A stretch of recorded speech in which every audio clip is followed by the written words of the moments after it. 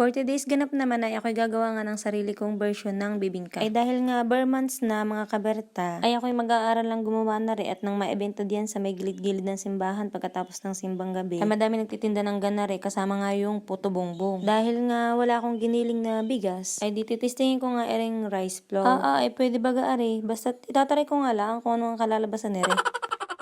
Tapos mamaya, i-istorya ko din naman sa inyo kung ano ang lasa pagkatapos ko na rin gawin. Abay mga kaberta, baka naman ako inyong suportahan diyan. Gawa nga ng malapit na nga ang Pasko, ay naku po, wala pa nga akong pampapasko sa mga sanda makamakong inaanak. Ay baka ang kalabasan niyan ay sa gitingan ako na rin magpapasko.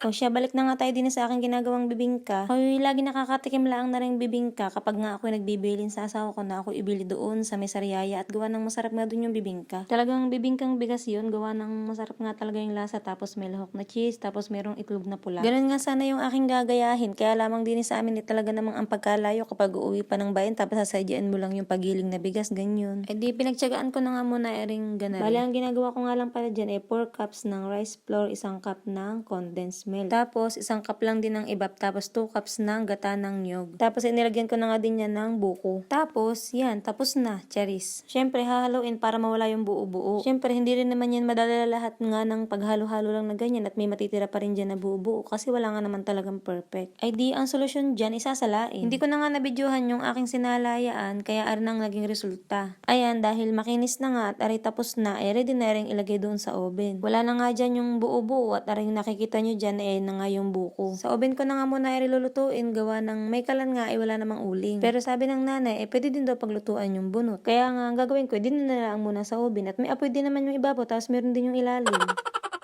Kaya nga lang, ay di pagdating naman ng bill ng kuryente ay sigurado 1,007 mil. Oh no!